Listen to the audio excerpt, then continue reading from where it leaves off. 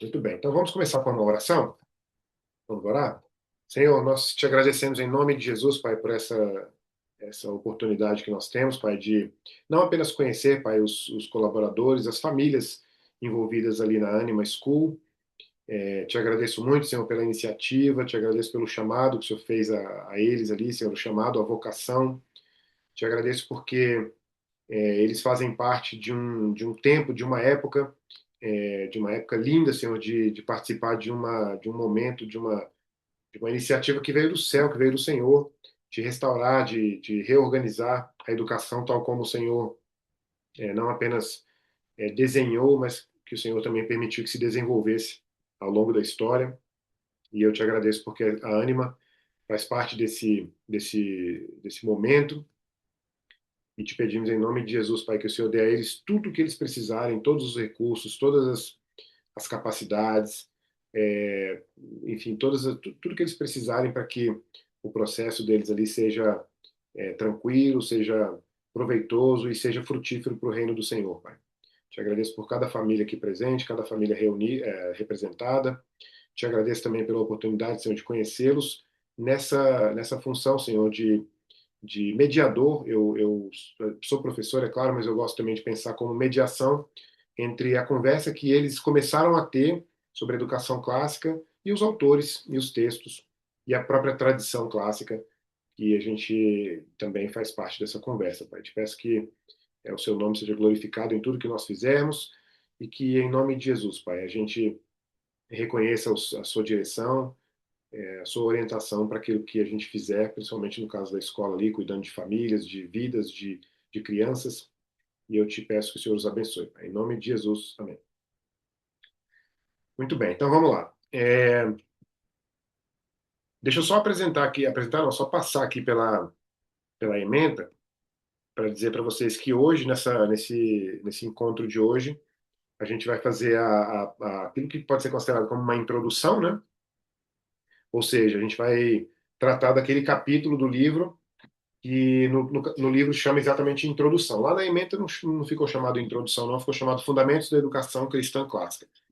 Mas a gente vai fazer aquilo que lá no livro está chamado de introdução. A gente não vai seguir o livro tal como ele está posto lá, porque a gente vai fazer um esquema em que a primeira aula é uma introdução, a última é uma conclusão, e as 6 aulas do meio são exatamente os 6 pilares do paradigma PGMAFT, que é o paradigma que o livro apresenta, e inclusive durante o curso, inclusive hoje mesmo nessa primeira aula, vocês vão, a gente vai comentar sobre por que, né, que esses autores chegaram a esse paradigma, por que eles encontraram essa lista, né, de 6 pilares sustentando a educação. Na verdade, eu gosto da expressão síntese, que é inclusive uma expressão que eu gosto muito por causa da síntese medieval, mas eles acabaram concluindo, né, a partir dos seus estudos, acabaram concluindo uma espécie de síntese, e essa percepção que eles tiveram se tornou esse livro e aquilo que eu chamo de um currículo, porque, de fato, eu acredito que esse também é o objetivo deles, né? Inclusive, por coincidência, essa semana agora não, hoje é terça, né? Semana que vem eu devo conhecer um dos autores, que é o Kevin Clark, numa reunião, num encontro, na verdade, assim, via Zoom mesmo, né? Estava marcado esse encontro para a semana passada, não foi possível, mas provavelmente na semana que vem eu vou ter a oportunidade de conhecê-lo. Então, esse Fundamentos da Educação Cristã Clássica é uma apresentação do contexto, estou lendo aqui da ementa, né? Apresentação do contexto histórico e intelectual da tradição das artes liberais. Introdução ao paradigma PGMAFT como estrutura formativa que integra espiritualidade, disciplina moral e formação intelectual. E aí eu até coloquei na ementa que era para ter sido feita a leitura quem vai fazer, quem gostaria de fazer a leitura e puder fazer até a página 38, mas não se esqueçam que para quinta-feira já, ou seja, para depois de amanhã, como a gente vai começar com o primeiro pilar, que é o P de piedade, né? Ou piedade com P, e aí a gente vai ler as páginas 39 a 50. Eu percebi que vai ter uma leitura muito mais longa quando a gente chegar lá na filosofia, né? Vai dar praticamente 60 páginas, um pouco mais de 60 páginas, e também vai ter uma outra mais longa quando a gente passar pela. Aliás, não, vai ter uma. É isso mesmo. Não, a das artes liberais é que vai ser um pouco mais longa, com cerca de 60 páginas. A da filosofia é a mais longa, com certeza, com mais de 100 páginas. E depois tem uma outra também, que é a da teologia, com cerca de 60 também, 59 mais ou menos. Assim, não se sinta exatamente obrigado a fazer a leitura, mas é muito bom que você consiga fazer, né? Eu não sei se por coincidência, deixa eu ver aqui uma coisa. Ah, pior que não. Por coincidência, a gente vai ter artes liberais numa terça e depois filosofia na quinta. Então, você teria 2 dias para fazer uma leitura de cerca de 100 páginas, um pouco mais de 100 páginas. Talvez você pudesse começar já a ler durante a semana anterior toda, né? Para ir adiantando aí e conseguir fazer. Eu consegui fazer a leitura desse livro uma vez durante 21 dias inteiros, porque eu estava fazendo uma série de lives no Instagram, e eram 21 lives sobre o livro, mas eu não precisei ler tantas páginas de uma vez só, porque em vez de ser 8 aulas, né, como são aqui, foram 21 dias, então ficou um pouco mais estendido, né? Mas é isso, então vamos lá. Vamos começar aqui para a gente conversar sobre essa introdução. A primeira coisa que eu acho que a gente tem que observar aqui, obviamente com o livro em mente, é que a palavra tradição aqui, e a proposta que os autores têm de tradição das artes liberais, não se trata de um retorno histórico meramente nostálgico, né? Meramente por uma obsessão pelo passado ou por uma obsessão uma obsessão negativa, vamos dizer assim, pelo presente, pela modernidade. Não se trata disso, né? Se trata de uma. Aliás, na verdade, como nós somos um público cristão, eu posso falar sem medo de errar que se trata assim de um chamado, né? Se trata de uma vocação.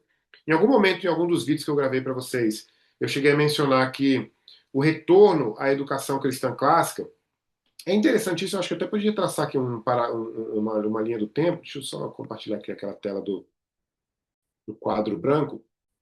É interessante observar assim que a gente teve. Me diz aí se essa cor que está aí tá aparecendo dá para ver direitinho. Acho que não sei se ela está muito clara. Dá para ver, né? A gente teve, vou colocar aqui esse período aqui como sendo a antiguidade. Isso aqui não tem a extensão de cada período aqui não tem nada a ver com o tempo, tá? Aqui é meramente ilustrativo mesmo. A gente tem aqui a antiguidade, é, antiguidade. Agora aqui eu vou ter que mudar de cor, está muito claro, né? A gente teve aqui a antiguidade. Depois a gente vai ter um outro período, obviamente na frente ali que é a Idade Média, né? Ou a gente pode chamar aqui para ter um nome só medievo. Depois a gente vai ter. Agora eu vou ter que colocar aqui essa linha traçando, sobrepondo aqui um pouco, né? Aqui a gente vai ter mais ou menos isso aqui. Opa. A gente vai ter aqui um período muito importante também, principalmente na história da educação, que é o Renascimento. Só que também tem um detalhe, que aqui eu vou puxar uma seta, mais ou menos aqui, a gente vai ter um outro Renascimento. Nem tem muitos historiadores falando sobre isso, não, mas é o que a gente chama de Renascimento. Renascimento do século XII, décimo segundo. Renascimento do século décimo segundo, que é exatamente, inclusive, eu li um livro interessante há poucos dias atrás sobre isso, é esse livro aqui, a Ascensão das Universidades. Um livro bem curtinho, você consegue ler em 2 dias, eu li em 3 dias. E aí, o autor, por exemplo, esse autor aqui tem um livro chamado exatamente isso, O Renascimento do século décimo segundo. Depois a gente vai ter aqui um outro período também sobrepondo, só que ele vai ter que passar por aqui, assim, ó, que é o que a gente chama de Idade Moderna, e depois, obviamente, a gente vai ter o período a partir da Revolução Francesa, que é o que a gente chama de contemporaneidade, né? Contemporaneidade. Se eu tiver escrito alguma coisa errada, aí me dá um toque. Mas o que eu quero dizer é o seguinte: agora eu posso pegar esse trecho aqui, esse pedaço aqui, e posso marcar aqui o seguinte. Vamos marcar duas coisas aqui. Mais ou menos aqui, bem aqui no finalzinho aqui, a partir de mais ou menos 1750. Eu gosto de marcar essa data, mas é só para ficar mais fácil de lembrar. A partir desse período aqui, a gente vai ter um movimento não, uma transição chamada chamada de iluminismo. Esse iluminismo, entre outras coisas, é claro, não só isso, mas esse iluminismo vai culminar, vou até mudar a cor aqui, vai culminar na, mais ou menos aqui, vai culminar na Revolução Francesa, certo?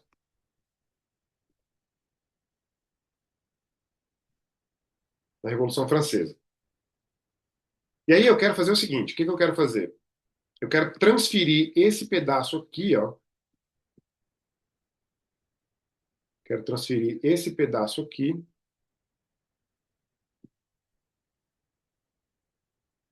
para cá e começar uma nova linha do tempo aqui. Isso daqui agora é 1750. O que que vai ter de importante aqui? Vai ser 1750, aí logo depois 1789, Revolução Francesa. Aí a gente vai ter aqui, vou arredondar aqui também para 1800, porque alguns autores usam esse período. Obviamente que a gente vai ter que colocar o nosso aqui, que é 1900, quer dizer, o nosso, pelo menos a maioria de nós aqui nasceu no século XX, e a gente pode marcar agora aqui, mais precisamente aqui. Aliás, eu vou marcar duas vezes aqui. Vou marcar um aqui mais perto, que é 1920. Tudo mais ou menos, tá, pessoal? Tudo. O objetivo é ser aproximado mesmo. E aí sim, aqui 1980. O que que eu queria dizer com tudo isso? É que, nesse momento aqui, a gente tem o que eu considero como o terceiro momento, o quarto momento mais importante da história da humanidade, que é o Iluminismo. Se você estiver curioso, o primeiro é a queda no Éden. Aliás, eu falei o quarto, mas que é o terceiro. O primeiro é a queda no Éden. E eu tô falando só de momentos negativos, tá? O primeiro é a queda no Éden. O segundo é o nominalismo, que começa no século XII, por incrível que pareça, por volta do século XII. Quando eu digo por incrível que pareça, porque foi exatamente no século do Renascimento, né? Depois a gente vai ter exatamente o iluminismo. E o quarto vai ser de 1968 para cá, que é o que eu chamo de pós-modernismo, ou pós-modernidade. Pós-modernidade, na verdade. Então, aqui, com o iluminismo, o que que acontece? Tudo que tinha, não só o iluminismo, tá? Mas ele é a culminação de um afastamento de tudo que é sagrado, de tudo que é tradicional. Então, tudo que está para trás aqui, o iluminismo daqui para frente vai tentar apagar. Eu vou te dar um exemplo agora chocante do que significa apagar. Por exemplo, eu tenho 48 anos de idade, eu sou tardio na vida acadêmica, eu comecei a faculdade com 30 anos. Eu não fiz faculdade até 30 anos de idade. Quando eu cheguei na faculdade, eu já tinha 10 anos de carreira como professor. 12, na verdade, porque eu tinha começado a dar aula com 18 anos, eu dei aula em cursinho de idiomas durante muitos anos. Depois eu fui me interessando por filosofia, e bem lentamente eu fui começando a dar aulas de cursinho preparatório de filosofia, sociologia, e depois eu fui fazer a faculdade de História. Eu entrei na faculdade de História com 30 anos de idade.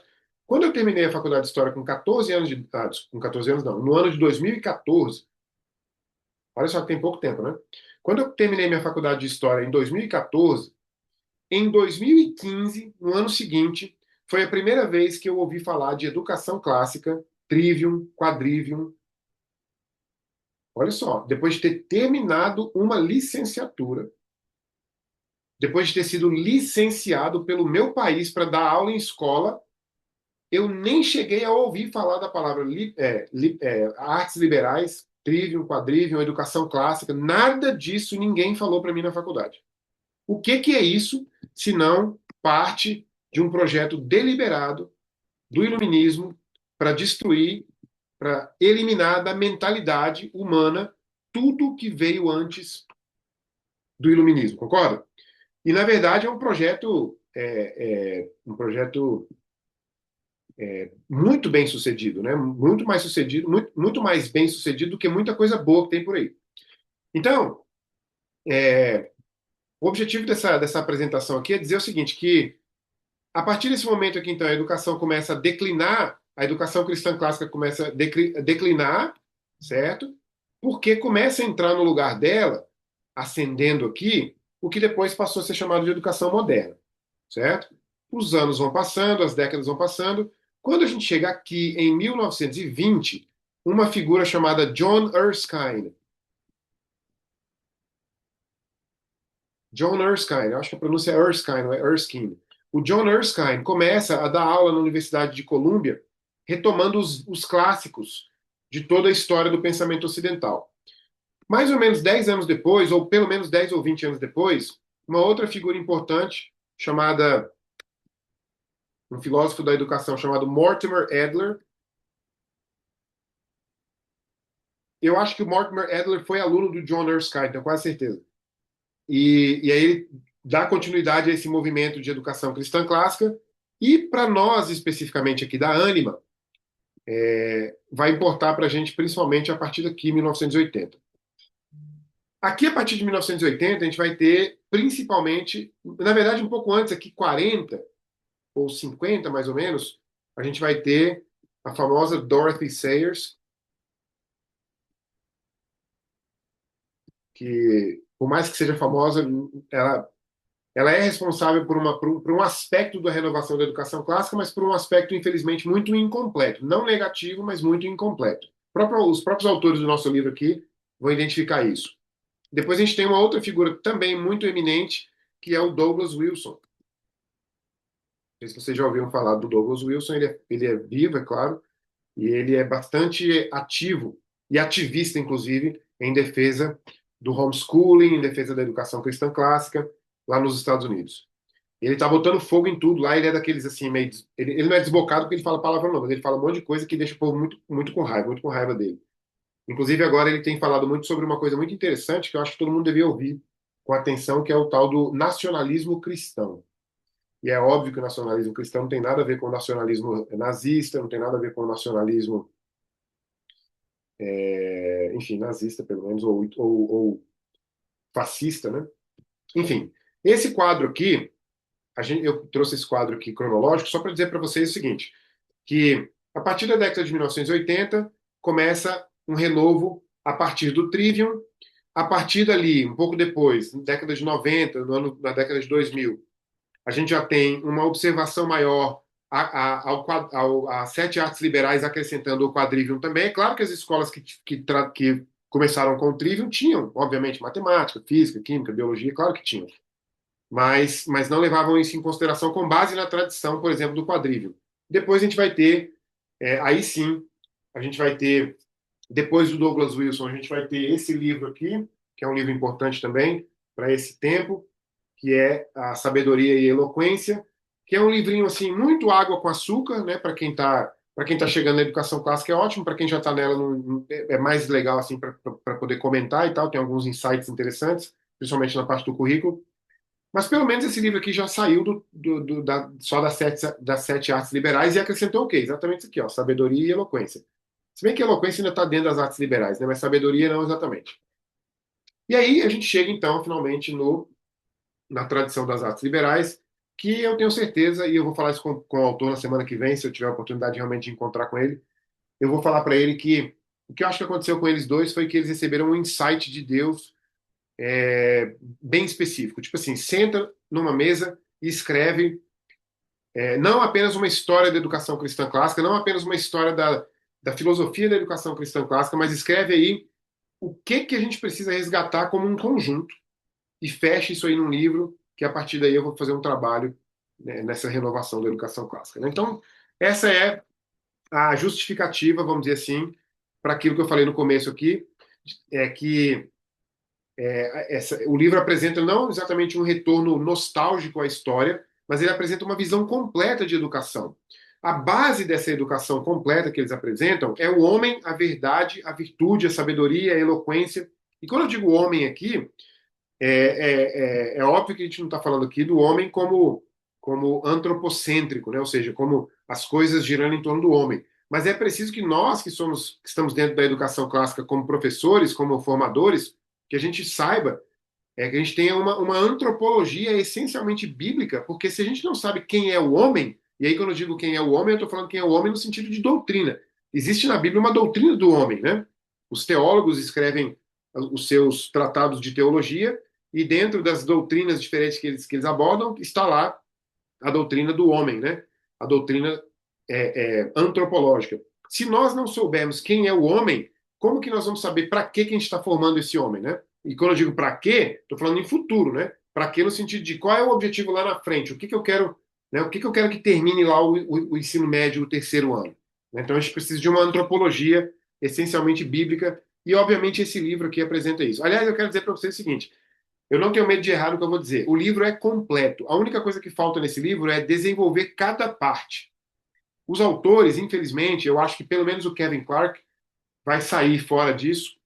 Talvez o Ravi Jain continue, mas o que a gente precisa aqui é de pessoas que peguem o bastão que esse livro passou e comecem a desenvolver pensamentos sobre o que eles escreveram aqui, né? Eu acho que eles estão sendo convidados para fazer muita coisa, então acaba que eles não vão ter tempo de ficar lá igual aqueles professores universitários que eternamente escrevem apenas um livro, né? E vão reeditando esse, igual o Calvino, por exemplo, né? Que reeditou lá as Institutas da Religião Cristã, se não me engano, várias, pelo menos 10 vezes eu me lembro, né? E no final das contas está lá a obra máxima dele, né? Mas, enfim, seja como for, a gente precisa manter essa visão, essa perspectiva em mente e a gente vai trabalhando em cima dela para renovar. Renovar no sentido positivo, tá? Não no sentido gratuito de mera renovação, né? Outro aspecto importante, inclusive você pode observar isso já na página 27 do livro, é que a tradição das artes liberais, ou o projeto que os autores estão propondo, é um projeto cujo objetivo é formar a alma. Eu queria que vocês pensassem da seguinte forma. Eu até tenho uma frase no comecinho desse livro, que é inclusive no prefácio do Peter Crift, que ele diz assim, é uma frase simples, curta, que diz assim, estou lendo aqui do livro, ó, é, você quer a mais excelente educação de nível fundamental e médio para os seus filhos? Então leia esse livro, encontre uma escola que acredite em seus princípios e os coloque em prática. A primeira vez que eu li esse livro, eu cheguei a chorar. Às vezes eu ainda tenho. Eu tenho alguma. Eu sou meio chorão, sabe? Às vezes eu ainda choro ainda quando eu leio esse livro. Porque eu às vezes olho para esse livro, o que esse livro propõe fazer com o ser humano, e eu vejo que Deus está olhando para a gente e está falando assim: eu sei que vocês não são os únicos. E eu sei que tem toda uma história de como que eu fui transformando o ser humano para que ele fosse o mais excelente ser humano possível. Mas chegou o momento em que eu estou entregando para vocês um instrumento, uma ferramenta, um ferramental, na verdade, que vai fazer com que isso aconteça como objetivo, como objeto, como propósito. Então, esse é um objetivo que a gente tem que ter em mente. Tanto nós que somos educadores, quanto a Ânima como escola, quanto a ideia de retomar a educação cristã clássica, a gente tem que formar a alma, né? A gente tem que ter a alma em mente quando a gente está formando. E é por isso que eu sou um pouco polêmico quando eu falo, eu sempre fui polêmico a vida inteira. Tenho melhorado, Deus tem me transformado um pouco, mas por isso que eu digo o seguinte: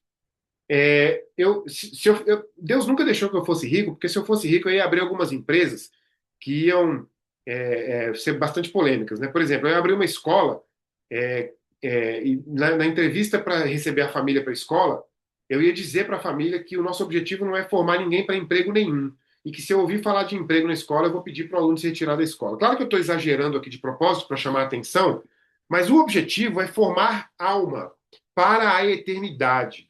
Nós não estamos formando o aluno para ser um excelente cristão na faculdade. Nós não estamos formando. Tudo bem, se você tiver isso em mente, eu não acho que seja errado, mas isso é só uma etapa, né? Nós não estamos formando homens e mulheres que serão excelentes empregados ou empregadores. Nós não estamos formando excelentes maridos, excelentes mulheres, excelentes filhos, excelentes vizinhos, nada disso. Tudo isso, mas nada por causa disso. Nós estamos formando a alma. Olha, agora arrepia, tá vendo? Esse livro me faz arrepiar até hoje. A alma que passará a eternidade com Deus. E olha, tem uma coisa que eu aprendi com os calvinistas, não sei se algum de vocês aqui é calvinista, eu aprendi uma coisa que eu amo muito nos calvinistas, que é o seguinte: eles têm uma compreensão muito, muito melhor do que a minha como batista, né? Eu sou batista. Eles têm uma compreensão muito positiva, muito boa do que é a imagem e semelhança de Deus. Quando a Bíblia nos ensina que nós somos feitos à imagem e semelhança de Deus, eu não tinha ideia do que era isso até que eu aprendi com os calvinistas. A partir do momento em que eu passei a ter uma ideia melhor do que significa carregar a imagem de Deus, a imagem e semelhança de Deus, eu quero convidar você para lembrar como que se sentiu Isaías quando viu Deus no capítulo 6 de Isaías. E olha que Isaías era um desbocado. Lembra que ele falou que eu sou um homem de lábios impuros. Ninguém diz isso de si mesmo se não for uma pessoa que fala bobagem, que fala palavrão, que fala mal dos outros, que fofoca, enfim. E quando ele vê Deus, ele se sente. Eu acho que ele sente um arrependimento, porque, assim, claro que a Bíblia não diz isso, mas ele se arrepende, tipo assim: meu Deus, eu fui feito à sua imagem. E eu sou isso aqui. Não, não, não, não, não pode ser, não pode ser. Eu perdi muito tempo na minha vida. Eu preciso resgatar, olha, repete de novo. Eu preciso resgatar para mim mesmo essa imagem. Eu estou vendo o Senhor. Eu não estou vendo uma pessoa na minha frente e aprendi que essa pessoa na minha frente, que parece comigo, tem a imagem e semelhança de Deus. Estou vendo o Senhor. Eu sei o que eu estou vendo. E não tem como eu desver o que eu estou vendo. Então, quando você tiver com dúvida se você quer formar bem o seu aluno, quando seu aluno estiver te perturbando muito na escola, volta lá e lê o capítulo 6 lá de Isaías e pensa assim: Isaías viu Deus. Eu também estou vendo Deus. É esse menino aqui na minha frente. É claro, eu não estou aqui de jeito nenhum propondo que quando a gente olha para uma pessoa, a gente está vendo Deus. Não estou dizendo, não é uma proposta panteísta, nada disso. Mas é porque assim, a gente tem que formar alma, né? Então, formar alma. Para formar alma precisa de história? Não sei, se quiser dar aula de história, acho que é legal, sou professor de história. Para formar a alma de uma pessoa precisa estudar matemática? Não sei também não. Não sei não. Meu avô, por exemplo, foi analfabeto até, sei lá, pelo menos o segundo terço da vida dele e era uma alma lindíssima. Não sei se precisa de ciências ou de física, de química, de língua portuguesa para formar uma alma para a eternidade. Talvez não, talvez não. Mas a gente tem aprendido que a gente pode também usar, não é? Só que aí que está um segredo importante para nós, meus irmãos. Olha só, se você não estiver convencido, presta atenção, se eu não preciso de matemática para formar alma, se eu não preciso de história para formar alma para a eternidade, se eu não preciso de nada a não ser Cristo para formar alma para a humanidade, então para que serve a educação se não para glorificar o Senhor? Então para que eu vou usar a educação então? Qual é a justificativa? Vocês estão querendo vender mensalidade? Por acaso é um bom negócio vender mensalidade e ter aluno machucando o joelho, caindo de cima do parquinho, tendo que levar para o hospital e ligar para os pais para dizer que o filho quebrou a perna? Sob a sua responsabilidade, sob a sua tutela? Tendo que ficar sendo enforcado pelo Estado, pelo MEC todos os dias. Então eu acho que não é para isso que a gente está abrindo escola. A gente está abrindo escola com o objetivo de formar almas. Ora, se a gente vai usar matemática, física, história, biologia, português, geografia, então vamos lembrar do que o Abraham Kuyper disse. Não existe 1 centímetro quadrado da criação que Deus olhe e não diga é meu. Matemática é do Senhor, então é para Ele que nós ensinamos matemática. Português pertence à eternidade, é do céu, então é para Ele que nós vamos ensinar. Então a gente forma almas, né? É isso que os autores estão propondo lá. Mas para isso a gente tem que desenvolver virtude intelectual. Aliás, eu acabo de me contradizer, né? Não é que para isso a gente precisa desenvolver virtude intelectual, é que nós estamos numa escola. Então, se nós estamos nos formando aqui para dar aula depois, então precisamos desenvolver virtudes intelectuais em nossos alunos. No entanto, essas virtudes intelectuais não são meios, desculpa, não são fins, são meios. Meios que nos conduzirão à alma que vai passar a eternidade com Cristo. Eu quero que você pense assim, por exemplo, se você tivesse nascido no século XVII, no Brasil, e tivesse sido um camponês, a gente não chamava de camponês na história do Brasil, né? Se você tivesse sido um camponês no Brasil no século XVII, no ano 1650, e tivesse morrido analfabeto, sem ter ido à escola, significa que os meios intelectuais talvez não tivessem sido utilizados por você para alcançar uma alma à imagem e semelhança de Deus, né? Mas então, se existem esses meios, e a gente tem usado esses meios porque nós somos uma escola, então a gente precisa saber como usá-los. Tudo isso depende da piedade. Teve um quadro que eu coloquei no vídeo, eu vou ter que colocar, vou ter que usar ele de novo aqui porque ele é importante. E eu vou construir o quadro aqui mais rapidamente dessa vez, mas ele diz o seguinte, eu vou até colocar de uma forma diferente agora, PG Market. Esse quadro diz o seguinte, Eu preciso, eu preciso ter a ideia de solo se eu quiser ter a ideia de que as artes liberais são ferramentas, de que a filosofia e a teologia são conhecimento. Então, nessa tríade, solo, ferramenta ou semente e conhecimento, eu preciso ver que uma ordem faz sentido. Por exemplo, eu tenho que lembrar, tenho que saber que se eu tenho sementes em minha mão, o único lugar que semente faz sentido é aonde? No solo. Lembra lá da parábola do semeador de Jesus Cristo? 75% das sementes foram perdidas porque todas elas, as três primeiras, foram jogadas em solos que não tinham sido tratados anteriormente. Então, cabe a nós, como formadores de crianças e posteriormente de jovens, cabe a nós formar esse solo, cultivar esse solo. E aqui a palavra cultivar é a melhor mesmo.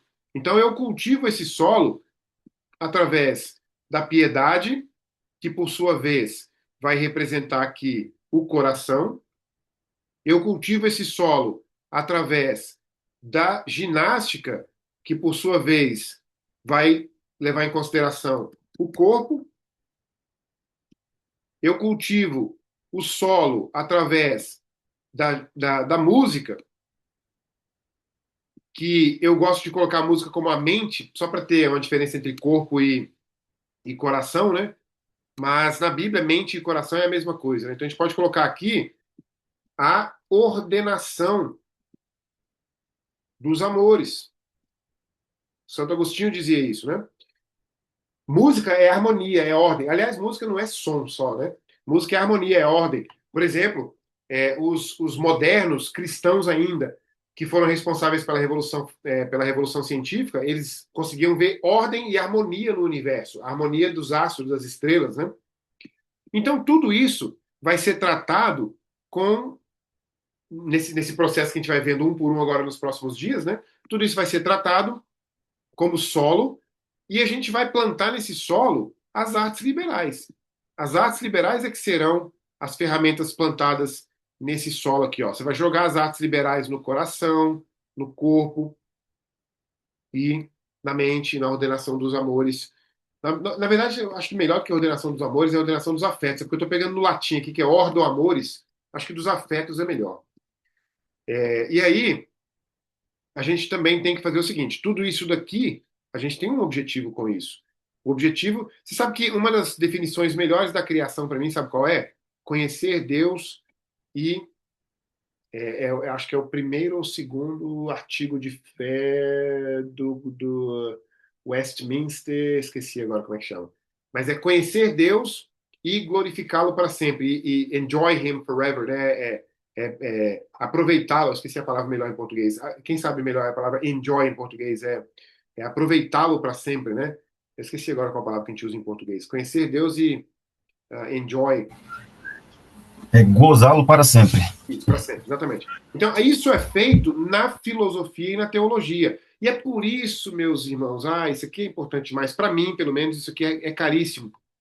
A gente precisa tomar de volta a filosofia dos malditos modernos. E quando eu digo malditos modernos aqui, não tem nada a ver com ideologia política, se bem que hoje em dia a gente sabe qual é exatamente a ideologia política que dominou esse setor. Mas a gente precisa retomar para nós a filosofia, ela é nossa. Sabe por que a filosofia é nossa? Porque apesar de ela ter começado na Grécia, ela começa na eternidade, porque a filosofia significa amor ao conhecimento. A Bíblia diz lá em Colossenses 2:3 que todos os tesouros da sabedoria e do conhecimento estão ocultos em Cristo. E é ele que dá para quem ele quer, quando ele quer. Ele deu para os gregos, deu, obviamente, conhecimento e sabedoria para os hebreus, né, para os judeus. Ele deu para os gregos o privilégio de sistematizar a filosofia. Alguns filósofos dizem que toda a filosofia que foi escrita depois do Platão não passa de notas de rodapé ao próprio Platão. Tudo bem que seja assim, mas quem deu para ele a filosofia foi Cristo. Deu para ele o conhecimento que ele tem. É claro que ele não fez uma filosofia cristã, né? Não é disso que a gente está falando. Certo? Então, essa é a ideia de piedade como sendo um dos aspectos. Erudição sem piedade é possível. É possível, né? Mas piedade sem erudição também é possível. Mas as duas coisas, piedade como base da erudição, e piedade, tem uma definição no próprio livro lá que é muito simples de piedade, que eu acho que é irretocável. É claro que essa definição de piedade é para nós cristãos, porque os latinos, ou seja, os romanos, que foram eles que praticamente sistematizaram o conceito de piedade, e muito bem, aliás, faltando apenas uma coisa, faltou para os romanos lerem Provérbios 9 e 10. Né? Se eles tivessem lido Provérbios 9 e 10, o temor do Senhor é o princípio do conhecimento, eles teriam definido piedade melhor. É o dever, é o dever, é, é, é o dever a Deus. Eu devo amor a Deus. Né? Então, piedade é você retribuir esse amor a Deus, é amar o Senhor. Mas amar ao Senhor implica em obedecê-lo, e ele manda a gente amar o próximo. Mas ele manda amar o próximo como a nós mesmos. Então eu preciso me amar também. Então piedade é me amar. É amar a mim mesmo, amar o próximo como a mim mesmo, amar o Senhor, é respeitar os mais velhos, respeitar a tradição, é defender. Por exemplo, a gente vai no shopping para passear, para andar, aí eu vou passar assim na escada rolante, aí eu às vezes me pego andando na frente da minha esposa e dos meus filhos, da minha mulher e dos meus filhos, aí eu depois paro assim, aí desce minha mulher primeiro, meus filhos e tal, e eu vou por último por trás. Então, isso é uma noção de dever. É de dever do homem, de proteger a mulher. A gente tem que proteger a mulher. É dever e pronto. Então, tem uma série de aspectos minúsculos que somam, claro, um conjunto de coisas que a gente chama de piedade. Dentro desse solo, a gente tem também a ginástica, que obviamente a gente vai ver no momento adequado, não se trata de forma nenhuma de educação física.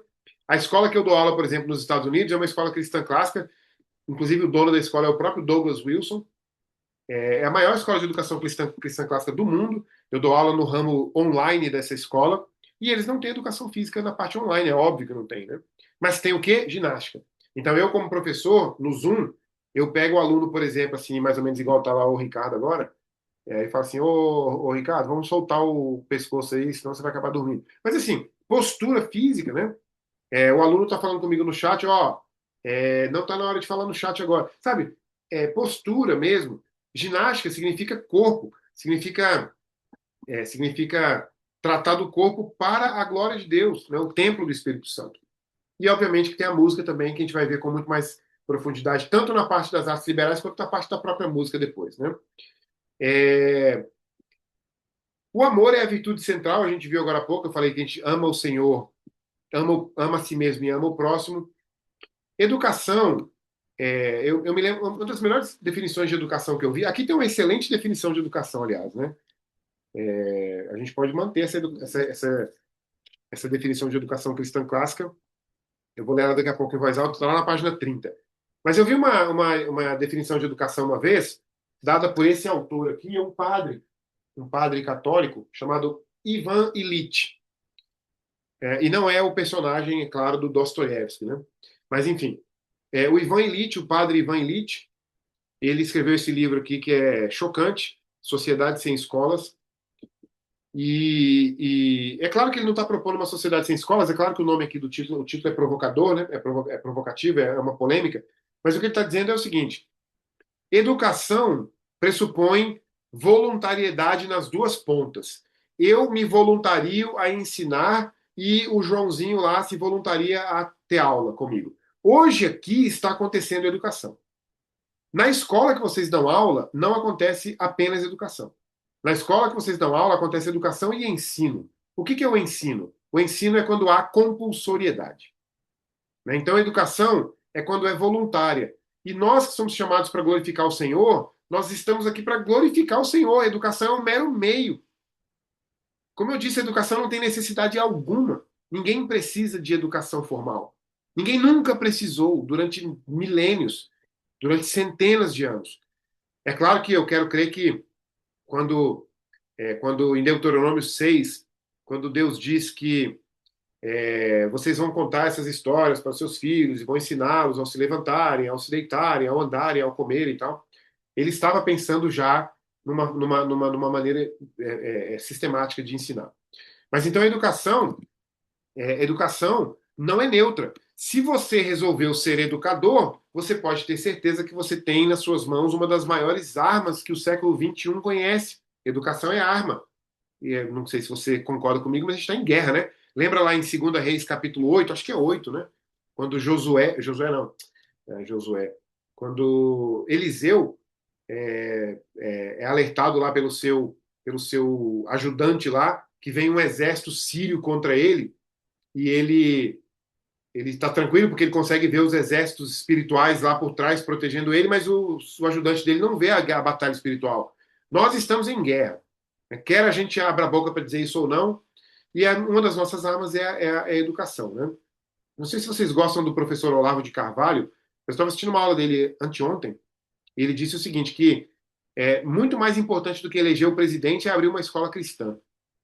É claro que no caso dele não é exatamente uma escola cristã clássica como a que a gente tem aqui, mas ele está certo, porque a gente vai, como arma, né, de transformação como um todo, é muito melhor uma escola cuja educação não é neutra de forma nenhuma do que, por exemplo, eleger um presidente.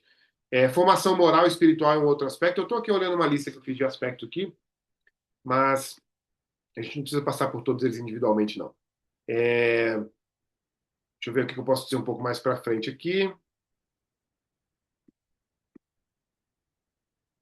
Acho que aqui a gente tem, ó, de novo, as artes liberais não são fins, são meios, produzem conhecimento. O objetivo de tudo isso é a sabedoria, e a partir da sabedoria, é claro, o amor e o serviço ao próximo, e, obviamente, o amor a Deus, o amor, né, o amor a si mesmo. Eu gosto muito de insistir nessa de o amor a si mesmo, porque eu não vejo ninguém falando isso, né? Talvez os vendedores de livros de autoajuda que estejam falando muito sobre amar a si mesmo, o amor próprio, né? Mas eu acho que se você não amar a si mesmo, você não tem como amar o próximo, né?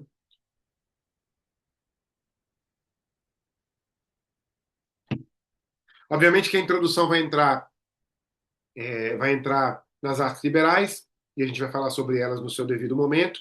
As artes liberais, a gente precisa também entender bem. Eu tenho que ler aqui a definição de educação, que está na página 30, né? Ó, fundada na piedade, ou seja, base solo, né? A educação cristã clássica é a transmissão da cultura. Veja, outra palavra que a gente precisa retomar, resgatar, né, dos modernos que roubaram da gente. Cultura. Sabe o que é cultura? Cultura é culto. Cultura e culto estão na mesma origem. Se cultura é culto, então eu não posso cultuar a minha cultura brasileira do século XXI. Eu tenho que cultuar a cultura que a minha mãe me deu quando ela me levou para a igreja e eu levantei a mão e confessei Jesus como Senhor da minha vida. A cultura que eu vejo na minha igreja todo domingo. É lá que eu levo os meus filhos todo domingo. É lá que eu crio os meus filhos. É a partir, por exemplo, dos ensinamentos do meu pastor lá que eu ensino os meus filhos nas devocionais diárias aqui em casa.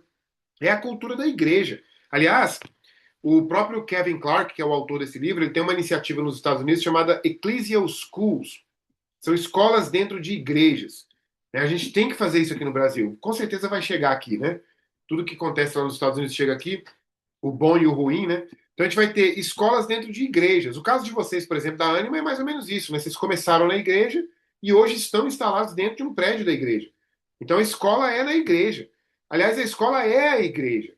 É assim, claro que eu não estou dizendo que substitui a igreja, mas a escola é a igreja. Imagine se, por exemplo, o diretor da escola fosse pastor evangélico. Enfim, pastor, né?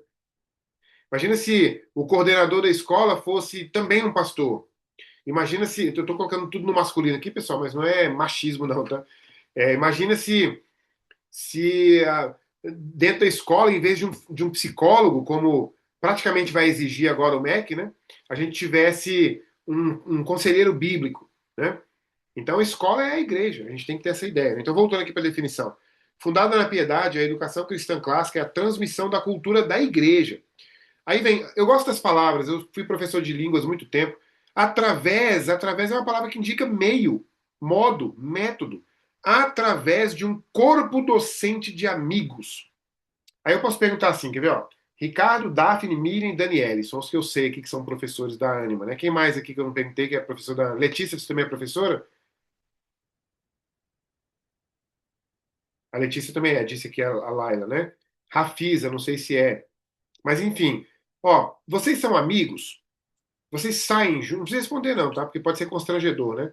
Vocês saem juntos? Vocês vão, por exemplo, vocês marcam lá as mulheres aí, Ah, eu vou no salão aqui, marquei 11 horas, quer ir comigo? Vamos lá no salão.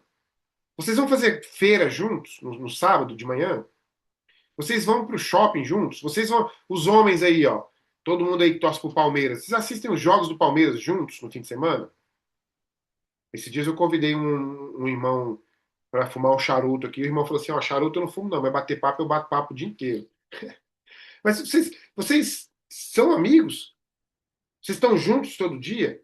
Ou vocês só se veem no trabalho, igual eu, por exemplo, que dei aula a vida inteira em escola secular, e eu acho que o pior lugar do mundo que existe é a tal da sala dos professores de escola secular, onde as pessoas chamam o aluno de capeta. Você já parou para pensar no que significa um adulto chamar um aluno de capeta? Você tem ideia de quanto que o diabo sapateia em cima de uma autoridade dessa? Né? Então, tá aqui, continuando aqui a definição. Ó. É, é a transmissão da cultura através de um corpo docente, ou seja, professores que são amigos, que amam a verdade. Olha só, se os seus professores da Anima não forem todos filósofos, eu não sei o que vocês estão fazendo na educação. Todos são filósofos. Bora lá fazer curso de filosofia, vamos se especializar em filosofia. Todos vocês têm que ser amantes da verdade, amantes da sabedoria, né? Cultivando, ou seja, no presente contínuo, né? Cultivando a virtude nos alunos em corpo, coração e mente. Ginástica, piedade, música. Música em escola cristã clássica não é só a professora ou o professor de música que dá aula de teoria musical, por melhor que isso seja. Né? Isso é lógico que isso é muito bom. Mas é muito mais do que isso. A gente vai ver isso também. Vocês vão ficar impressionados do que é música. Essa parte do livro é incrível. É, cultivando a virtude nos alunos em corpo, coração e mente e nutrindo também no presente contínuo o amor dos alunos, por quê? Pela sabedoria e pelo serviço fiel ao Senhor Jesus Cristo. É ou não é o melhor projeto de escola que existe no mundo? Olha só, a Anima School pode até ser uma escola começando hoje, mas eu posso te assegurar que ela está a caminho de ser a melhor escola do mundo. Empatada com ela pode ter outras 1000. Melhor do que ela não haverá nenhuma. Se vocês estiverem formando a alma dos seus alunos, considerando o coração, o corpo e a mente deles como solo que vocês vão cultivar, estou dando o um exemplo aqui do arado, né, cultivando esse solo, jogando nele corretamente as sementes do pensamento, que são as 7 artes liberais, e levando tudo isso a frutificar numa árvore de conhecimento que passa pelo conhecimento da humanidade inteira, de tudo que existe. Lá no livro eles vão propor 3 tipos de conhecimento: filosofia natural, que é o conhecimento da criação toda; filosofia moral, que é o conhecimento de como a coroa da criação, o homem, ama a si mesmo, serve a Deus e serve o próximo, né? E a filosofia metafísica ou divina, que é estudar o próprio Deus. Então, se nós não formos filósofos da natureza, filósofos morais e filósofos metafísicos, a gente com certeza não vai, não vai fazer um bom trabalho, né? Eu chego aqui no final, eu tinha marcado 50 minutos, né? Como a gente começou 8h10, então aqui fecham 50 minutos exatamente, né? Eu chego ao final dizendo o seguinte para vocês. É claro, assim, nas próximas aulas, nos próximos dias, a gente vai tratar de piedade, lembrando do corpo, lembrando da piedade como o corpo não, desculpa, o coração, né, como solo, né? A gente vai tratar de ginástica, que é o corpo, também tendo isso como solo. A música, a gente vai, desculpa, a música a gente vai tratar dos afetos, da ordenação dos afetos. As artes liberais tratam do intelecto. A filosofia discute e conhece as causas das coisas. Por exemplo, por que você acha que hoje é possível que um homem diga que é mulher? Tem uma causa para isso. E a causa é o abandono da lógica. Na Idade Média, e obviamente na Antiguidade também, havia homossexuais. Só que um homossexual na Idade Média, ele era aluno de lógica. Ele tinha estudado lógica na escola.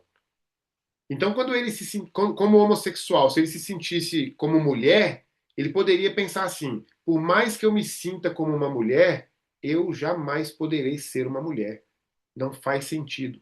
E nunca quis, né? E hoje em dia não. Hoje em dia, como a gente não estuda lógica mais, que é uma das artes liberais, a gente acaba permitindo que as pessoas queiram fazer coisas que não podem ser feitas, né? Então, a filosofia é o estudo das causas e, obviamente, a gente vai estudar a teologia, que é o fim supremo, que é o conhecimento de Deus, né? Uma coisa que eu detesto na modernidade, eu detesto quase tudo da modernidade, mas uma coisa que eu detesto, aliás, eu não detesto a tecnologia não, tá? Eu gosto muito de carros tecnológicos, o computador que eu uso, o iPhone, enfim, tudo, o Kindle. Porque assim, modernidade em termos de pensamento, né? Uma das coisas que eu mais detesto na modernidade, e é uma obra do Satanás mesmo, é uma obra satânica, que é mudar o sentido das coisas, né? Por exemplo, quando a gente fala de piedade, piedade hoje em dia é dó, pena. Tenha piedade de mim. Mudou, então é difícil a gente retomar esse conhecimento, né? Ginástica diretamente. Hoje em dia está até pior, porque hoje em dia a ginástica virou academia, com um vidrão bem grande assim para todo mundo ver você malhando ali para saber que você tá na vibe do momento, né? Música. Música é só barulho, só som. É isso mesmo que virou música. Foi isso que a modernidade fez com a música. Artes liberais, vamos pensar. É, a primeira arte liberal, gramática. Será que gramática é realmente só a organização da língua, por exemplo, na língua portuguesa ou na língua inglesa? Será que lógica é só um mais um é igual a dois? Ou será que lógica é só silogismo? Né? Todo brasileiro é sul-americano. A Mônica é brasileira, logo a Mônica é sul-americana. Será que é só isso que é lógica? Né? Qual é a terceira? Retórica.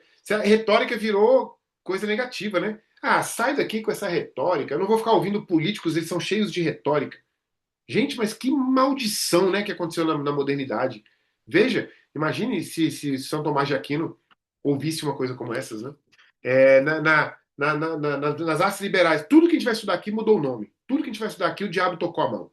Né? No quadrívio, a primeira arte liberal do quadrívio, a astronomia. Por acaso, alguém se interessa por astronomia? Aliás, infelizmente, o diabo fez a gente confundir astronomia com astrologia. Meu Deus do céu, né?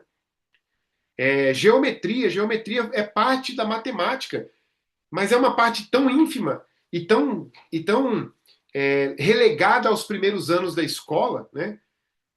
Geometria, qual é a outra? Me ajuda aí a lembrar. Música, de novo, né? A música lá como. Ah, outra coisa, vocês vão perceber a diferença entre música como solo do conhecimento, lá junto com o PGM, né? O Piedade, Ginástica e Música, e música dentro das artes liberais. Música como solo vem de musa, e museu tem a origem também nas musas gregas. É claro que a gente não tem nada de paganismo nisso, porque a gente só está usando como modelo, né? Imagine que a escola é um museu. Nesse museu você aprende lírica, canto, música, história, tudo está lá nas 9 musas, né? Eu não lembro, quase nunca eu lembro de cor. Eu lembro algumas. Astronomia é uma das musas, Urânio, né? Acho que é o nome da musa da astronomia. Clio é a musa da história. Aí vai ter as musas lá da épica, a musa da música, enfim. Então, música é isso, é uma espécie de museu de conhecimento, né? Voltando lá para o significado das palavras. Retórica, não, retórica não, astronomia, e qual é a última lá do. Eu já falei da astronomia, né? Da geometria, música, e qual é a última lá do quadrívio? Eu esqueci agora, Me lembra aí, eu esqueci uma das 4 lá do quadrívio. Música, astronomia. Música, astronomia, geometria e. Gente, será que eu vou ter que colar aqui? Quem lembrar, coloca aí no chat aí pra mim, ou então abre o microfone e me diz aí. Música.